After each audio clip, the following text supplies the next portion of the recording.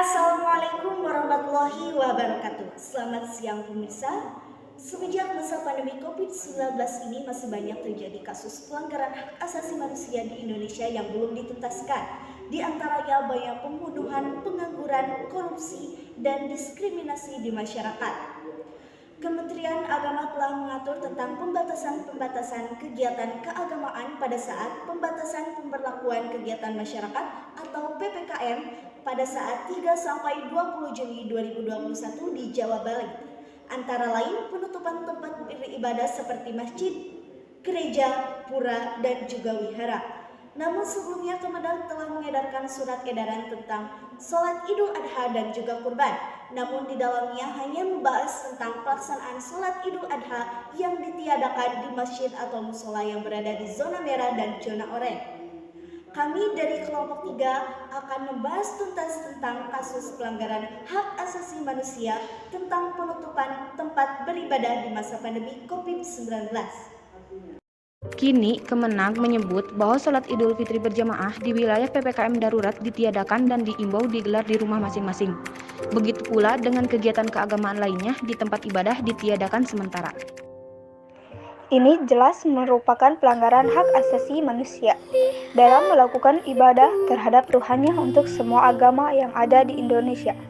Segala tindakan-tindakan yang bermaksud menghalangi kegiatan beribadah merupakan pelanggaran konstitusi, hukum, dan peraturan perundang-undangan. Terlebih tindakan tersebut bertentangan dengan prinsip-prinsip Pancasila dan hak asasi manusia.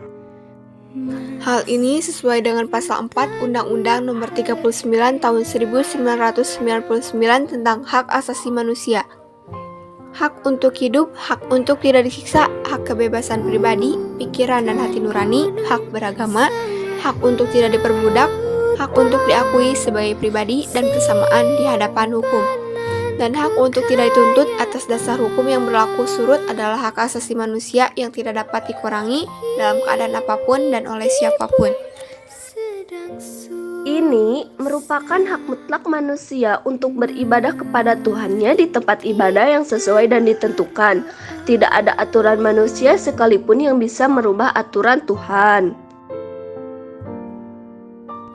Sholat berjamaah adalah termasuk dari sunnah, yaitu jalan dan petunjuknya Rasulullah dan para sahabatnya. Rasulullah dan para sahabatnya selalu melaksanakannya, tidak pernah meninggalkan kecuali jika ada uzur yang syar'i. Bahkan ketika Rasulullah sakit pun beliau tetap melaksanakan sholat berjamaah. Untuk tempat ibadah yang semestinya digunakan untuk beribadah ini dilarang dan ditutup, sedangkan tempat-tempat hiburan, pasar, hotel masih bisa dibuka.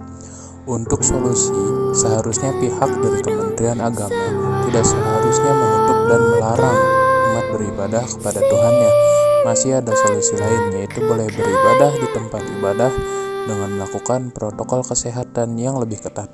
Prokes juga bisa dilakukan di tempat ibadah. Semoga pelanggaran HAM ini tidak terulang dan terjadi lagi. Untuk pembatasan beribadah harus lebih bijak dan menerapkan hukum di Indonesia itu secara adil dan benar. Ibu sedang